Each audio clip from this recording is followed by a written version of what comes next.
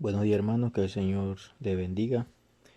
En esta oportunidad vamos a estar enviando una nueva enseñanza basada en esta oportunidad del libro de Hebreos capítulo 10, versículo del 23 en adelante, continuando con el estudio de la última vez donde hablamos acerca del capítulo 10, versículo 22. Hebreos es una carta que no se sabe con exactitud quién fue el autor de la misma, pero la misma fue escrita entre el año 67, 69 después de Cristo y antes de la destrucción del templo en el año 70. Esta carta, tiene algunos datos importantes que quisiera que pudieran observar conmigo o pudieran estudiar conmigo en esta oportunidad. Uno es que la epístola de los Hebreos es un estudio de contraste entre las provisiones imperfectas e incompletas del antiguo pacto dada bajo Moisés y las provisiones infinitas mejores del nuevo pacto ofrecido por el sumo sacerdote perfecto, el unigénito Hijo de Dios y el Mesías Jesucristo. Uno de los temas teológicos clave de Hebreo es que todos los creyentes ahora tienen acceso directo a Dios bajo el nuevo pacto y por lo tanto podemos acercarnos al trono de Dios confiadamente.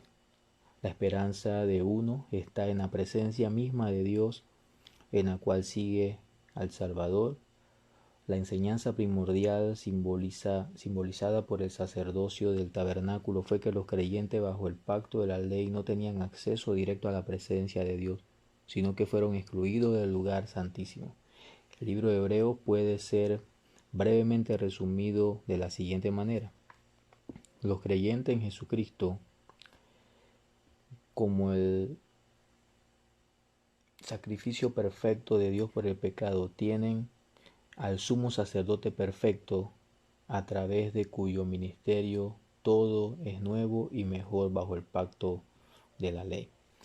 Esta carta contiene 6 advertencias importantes que nos pueden ayudar a hacer un estudio más adelante acerca de la misma, y quiero mencionárselas para que la puedan tener en mente al leer este libro. La primera es la advertencia en contra de desviarse de las cosas que hemos oído. La segunda advertencia es en contra de no creer en la voz de Dios. La tercera advertencia es en contra de degenerar de los primeros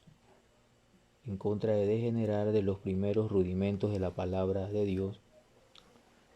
La cuarta es advertencia en contra de menospreciar el conocimiento de la verdad. La quinta advertencia es en contra de devaluar la gracia de Dios. Y la sexta es una advertencia en contra de alejarse de aquel que habla. Esta carta es importante poder entenderla con todas estas cosas en mente, porque también va dirigida a 3 grupos de personas de forma particular. Y para poder tener una interpretación apropiada se requiere de un conocimiento de estos 3 grupos distintos de judíos a los cuales se dirige esta carta. Uno es un grupo de creyentes. El segundo grupo es un grupo de incrédulos que estaban intelectualmente convencidos del Evangelio. Y el tercer grupo fueron incrédulos que estaban atraídos por el Evangelio y la persona de Cristo, pero que no habían llegado a una convicción final acerca de él. No reconocer estos grupos lleva a interpretaciones inconsecuentes con el resto de las Escrituras. Este mismo libro tiene un bosquejo interesante basado en 6 puntos. También, 1, la superioridad de la posición de Cristo. El segundo es la superioridad del sacerdocio de Jesucristo. El tercero, la superioridad del ministerio sacerdotal de Jesucristo. El cuarto, la superioridad de los privilegios del creyente, de lo cual vamos a estar hablando en el día de hoy. Y la quinta, la superioridad de la conducta cristiana. Quiero que vayan conmigo al capítulo 10, versículo 23 en adelante, al versículo 25. Dice la palabra de Dios en el nombre del Padre, del Hijo y del Espíritu Santo. Mantengamos firme sin fluctuar la profesión de fe, de nuestra esperanza, porque fiel es el que prometió, y considerémonos unos a otros para estimularnos al amor y a las buenas obras, no dejando de congregarnos como algunos tienen por costumbre, sino exhortándonos, y tanto más cuando veis que aquel día se acerca. Quiero mencionar 7 u 8 cosas importantes acerca del estudio del día de hoy. El título precisamente de esta exhortación es firmes y perseverantes. En una situación como la que nos encontramos actualmente, y por la imposibilidad en este momento de poder reunirnos, congregarnos en el templo como iglesia, es importante tener la firmeza y la perseverancia necesarias que nos da Dios a través del Espíritu Santo, pero también a consecuencia de la obra de Cristo en nuestra vida, poder mantener firmes en nuestro carácter, en la fe que hemos creído, perseverando así en la doctrina que se nos ha enseñado, la enseñanza de la palabra de Dios, valga la redundancia. Y este texto nos va a ayudar a entender algunas de esas cosas importantes. Lo primero que quiero ir es al versículo 23, donde dice: mantengamos firme. Aquí el autor, mis amados hermanos, nos está hablando acerca de asirse, de agarrarse, de sujetarse con firmeza, que es una expresión que representa la perseverancia de los santos y constituye el lado humano de la seguridad eterna. No es algo que se hace para mantener la salvación, sino que más bien es una evidencia de la salvación. Yo quiero mencionar el primer punto de esta exhortación, y es que nosotros como cristianos debemos permanecer firmes en la fe en medio de circunstancias hostiles en las cuales nos encontramos. El pueblo de los hebreos a los cuales se le dirige esta carta estaba pasando por martirios, persecuciones, cárceles, los llevaban hasta la muerte. Pero no solo eso, sino que también habían creyentes que en realidad estaban siendo llevados, pero habían incrédulos y habían de alguna manera creyentes intelectualmente solamente, pero que no estaban aferrados, no habían creído, no habían aceptado a Cristo como su Señor y Salvador de su vida. Pero había persecución, había martirio, habían situaciones difíciles en su vida como las que nosotros pasamos diariamente. Y el escritor les hace un llamado a poder mantenerse firme, a poder permanecer firmes en la fe que ellos profesaban, en la fe que ellos habían creído, en la obra de Cristo, en Cristo como Salvador, en Cristo como superior a cualquier cosa que ellos hayan conocido, inclusive a la ley. Entonces, mantenerse firme implica agarrarse, aferrarse al Señor, ser perseverantes cada día, constituye el lado humano de la seguridad eterna que nos ha dado Cristo por medio del Evangelio. Lo segundo que quiero mencionar es que también debemos soportar las pruebas en fe. Mi amado hermano, no hay nada más terrible que poder soportar sin tener un propósito claro de las cosas que nosotros estamos soportando. Pero cuando nosotros soportamos la prueba en fe, con la fe y la mirada puesta en el Señor, podemos llegar a perseverar por la obra que Cristo ha hecho en nosotros. Recuerden que Dios mismo es el que nos hace perseverar, el que nos preserva, el que nos guarda, el que nos sostiene en medio de las pruebas. Ahora, hay algo importante aquí que nos habla el versículo 23, donde dice: mantengamos firme, sin fluctuar, sin vacilar, sin jugar, sin titubear, es la palabra que menciona aquí. Aquí la idea es abstenerse de seguir cualquier inclinación que haga retroceder al antiguo pacto, al pacto de las obras, sino mantenernos firmes, mantener una inclinación correcta hacia Cristo, abstenernos de seguir atrás y seguir cualquier inclinación del mundo en momentos como este en la cual no podemos congregarnos.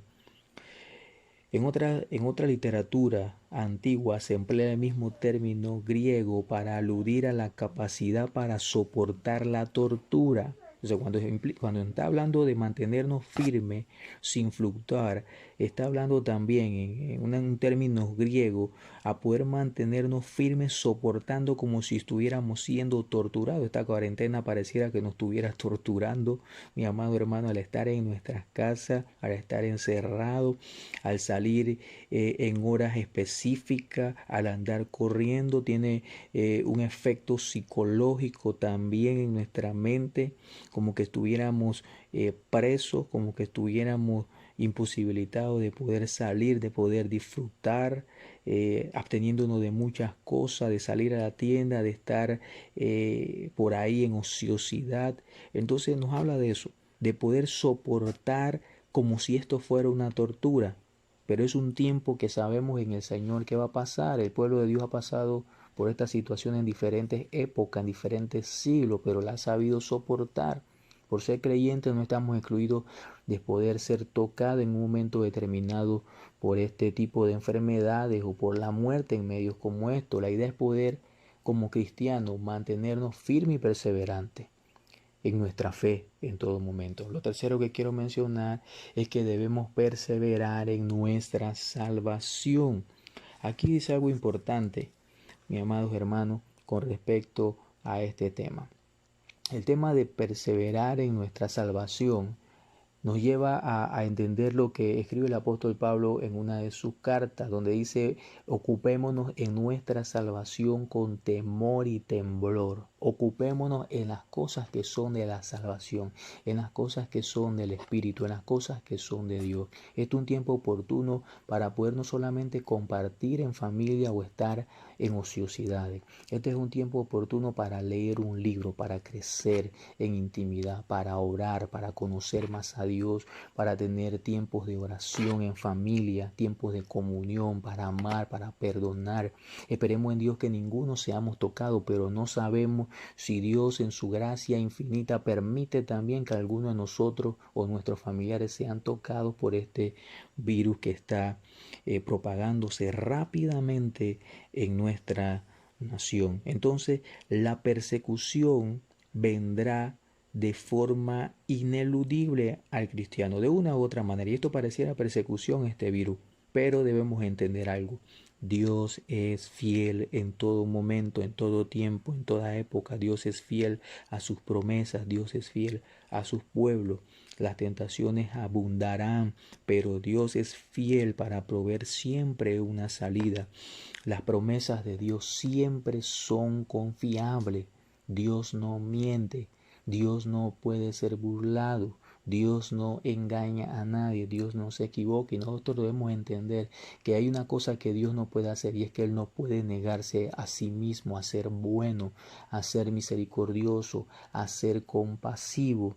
Y esto es una oportunidad también que nos permite entender el amor de Dios de una manera que tal vez no lo hemos entendido bajo otras circunstancias, pero no solamente eso, sino poder expresar el amor de Dios a aquellos que están alrededor nuestro con esa firmeza, con esa fe y esa esperanza en la salvación que nos ha sido otorgada. Este libro también tiene un tópico importante, un tema importante también a tratar, y es la esperanza del creyente en medio de la persecución, en medio de las situaciones difíciles.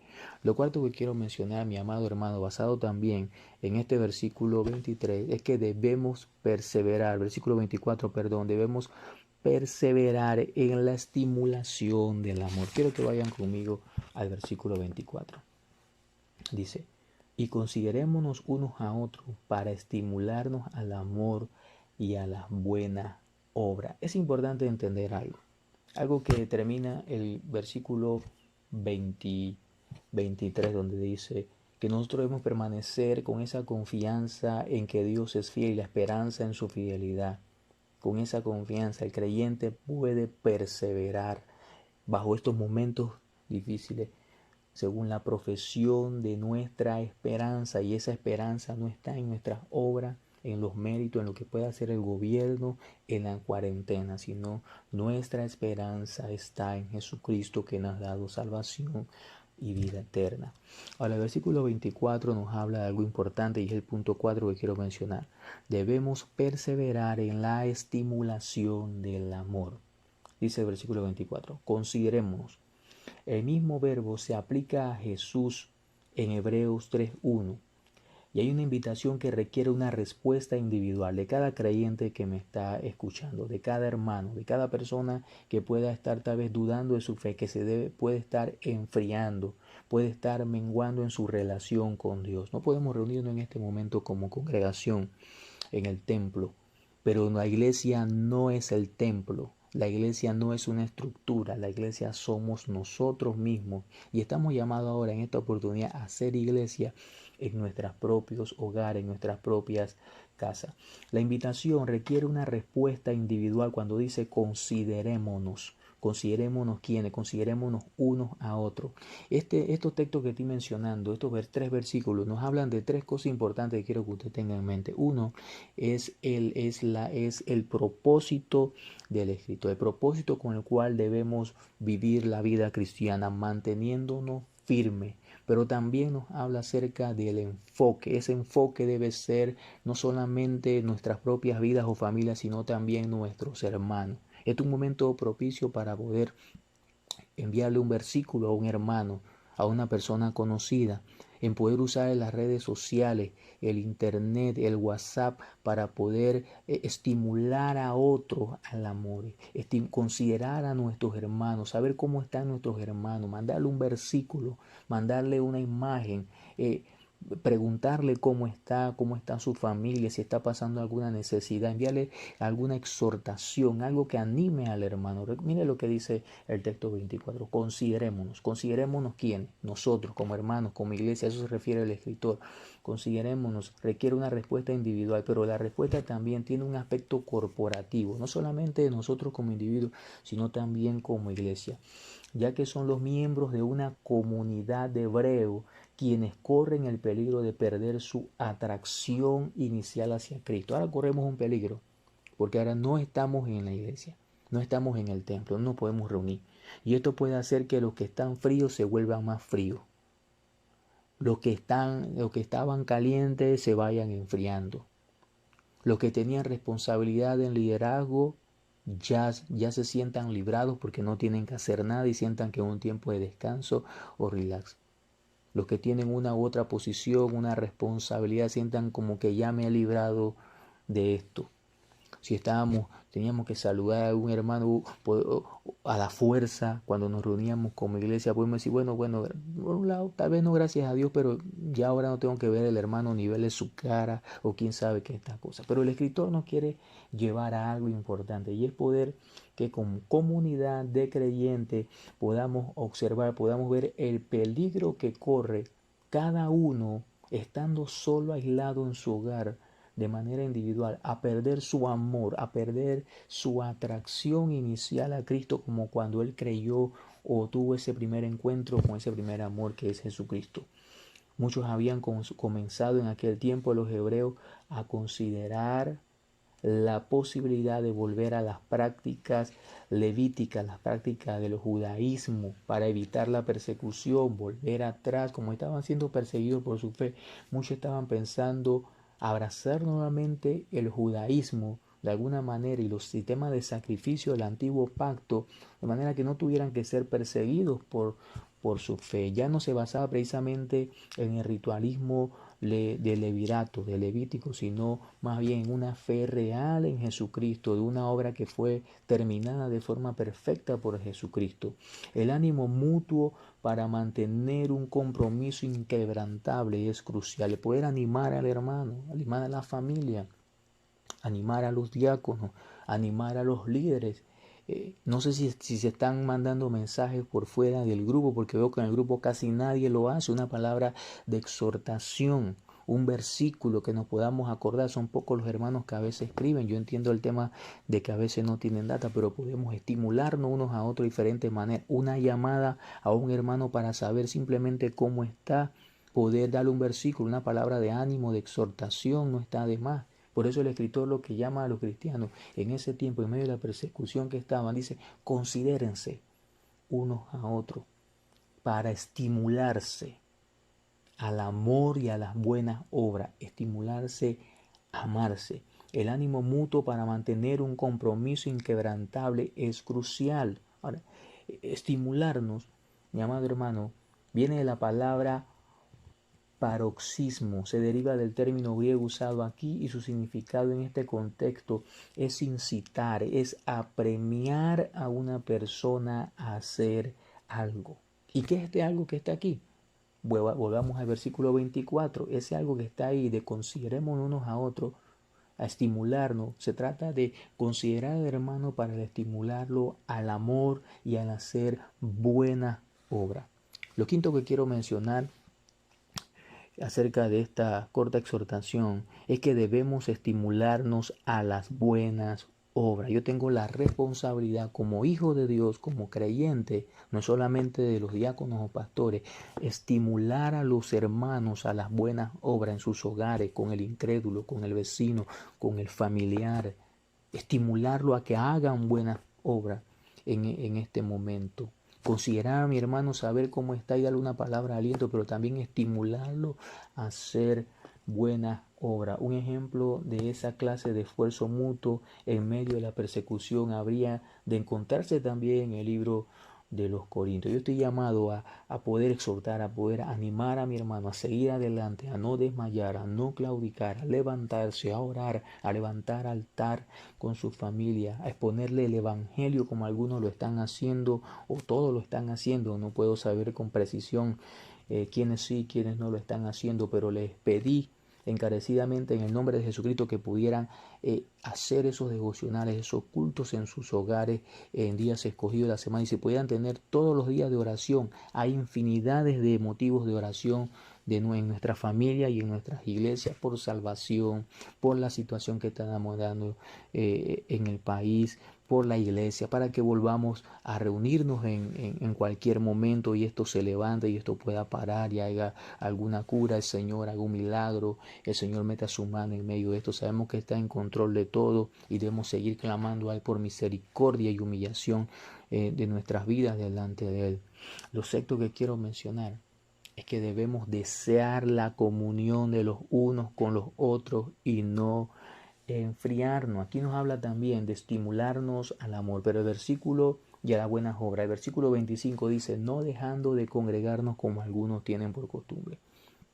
Y alguno podrá decir, hermano, usted está hablando de congregarnos, pero no podemos congregarnos, ¿verdad? Eso es lógico, es tonto lo que está diciendo. No es tonto lo que estamos diciendo. A pesar de que estamos en nuestro hogar y no podemos salir, debemos desear la comunión, desear que este tiempo pase para estar juntos, para darnos un apretón de mano, para darnos un abrazo, para darnos un beso santo, para poder sonreír juntos, compartir una comida juntos, poder tener un culto de acción de gracia por la liberación que Dios nos ha dado por esta pandemia. No conformarnos al estar solamente aislados como islas en nuestros hogares donde nadie sabe nada de nadie, donde nadie se preocupa de nadie, no. Lo sexto que estoy mencionando es que debemos desear la comunión de los unos con los otros y no enfriarnos. Mi amado hermano, hay hermanos que no tienen WhatsApp y no hay cómo comunicarse con ellos. Si usted lo puede ver, si usted puede conseguir un número, hágale una llamada, envíele un versículo, pregúntele cómo está, pregúntele sobre su vida espiritual, pregúntele sobre su familia, si todo anda bien, si la salud anda bien. Este es un tema, este es una coyuntura que se está dando a nivel mundial donde nos permite ver si en realidad somos cristianos o no. No porque nosotros vamos y cantamos, dirigimos un culto, predicamos, enseñamos la palabra o estamos encargados de un ministerio. No. O estoy encargado de limpiar la iglesia o tengo la responsabilidad de recoger la ofrenda. No. Este es un momento oportuno donde yo debo estar pensando o deseando reunirme con mi hermano nuevamente y no enfriarme, ni permitir que mi hermano se enfríe, sino exhortarlo, animarlo, mi amado hermano, que el hermano se canse, pero se canse porque cada día lo exhorto con una palabra de parte de Dios para que él siga adelante, para que no se enfríe, para que no mengüe, aún en sus altares familiares, en medio de su familia, porque hay un desafío grande, hay un reto grande en este momento que el Señor ha traído, es demostrar si en realidad somos de Él en medio de esta situación como están. Entonces lo que dice el versículo 25, decía el autor de los Hebreos, no dejando de congregarse como algunos tienen por costumbre. Ahora no es un tema de costumbre, ahora es un tema donde no podemos congregarnos.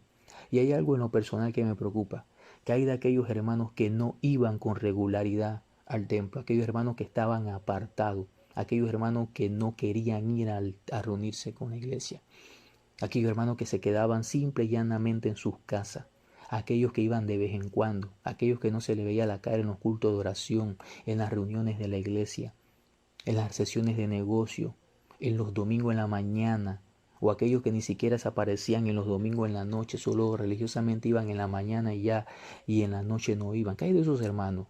Posiblemente estén fríos, estén como un témpano de hielo en este momento, porque si no iban, aún los domingos, los miércoles tenían la obligación de ir porque las puertas del templo estaban abiertas. Ahora no hay una congregación, no hay un templo donde reunirse por el momento. ¿Qué hay de esos hermanos? No estarán fríos. Hermano, anímelo. Envíele un versículo, aunque sea por un mensaje de texto, que no le cuesta más que 7, 15 centavos. Cuando tenga WhatsApp, si tiene gratis, envíele un mensaje al hermano.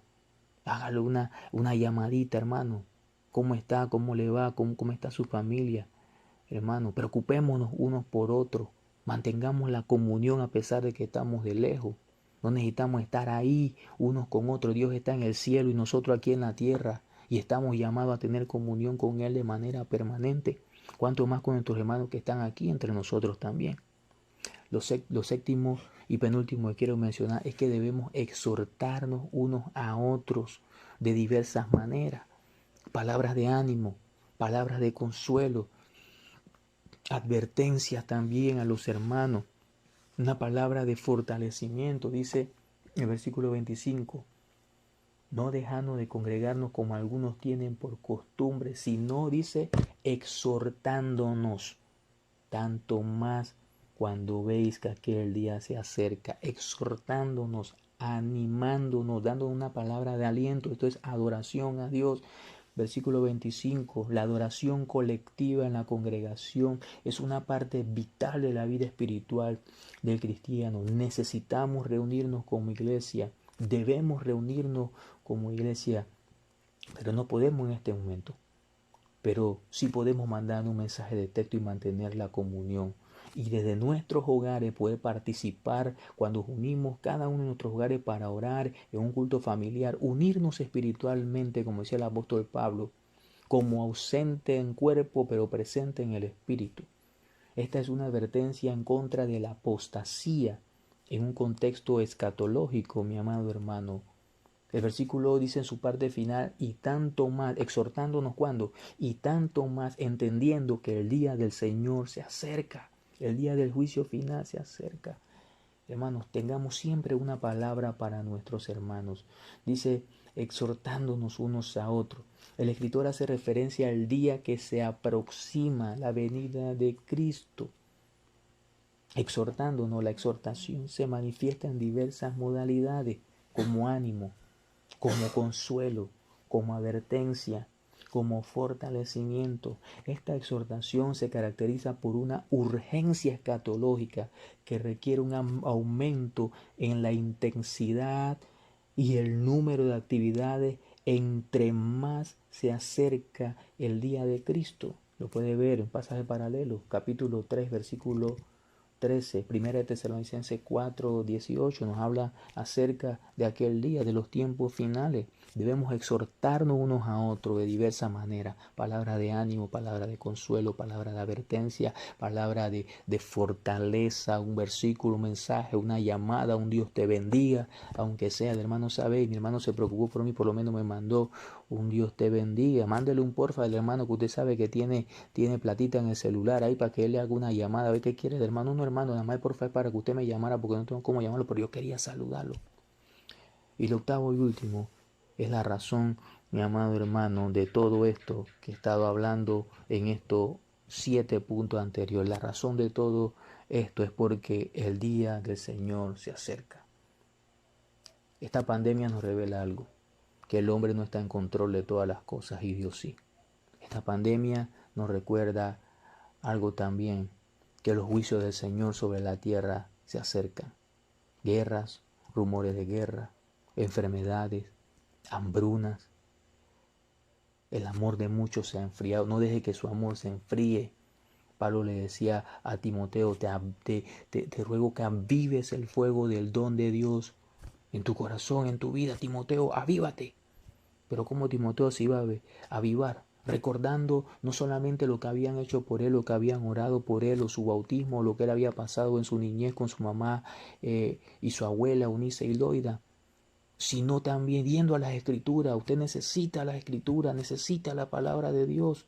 Su enfriamiento viene porque usted no lee la palabra de Dios, porque yo no leo la palabra de Dios. Mi falta de comunión, de amor, de perdón, mi falta de firmeza, de fe, mi deseo de volverme atrás, de apostatar, de huir de la fe cristiana, de no cumplir con mi responsabilidad delante de Dios, viene por mi falta de lectura de la palabra de Dios. Yo necesito más que arroz, papel higiénico, gel alcoholado, aceite, pollo, sardina, tuna. Yo necesito la palabra de Dios en mi vida. La palabra de Dios dice que no solamente de pan vivirá el hombre, sino de toda palabra que sale de la boca del Señor. Y esto que les he dado en este momento, mis amados hermanos, es palabra de Dios.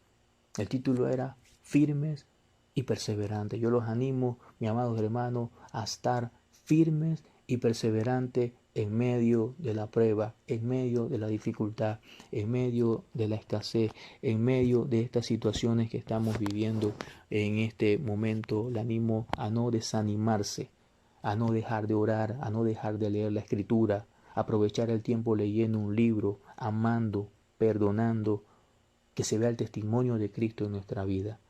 Que el Señor les bendiga abundantemente.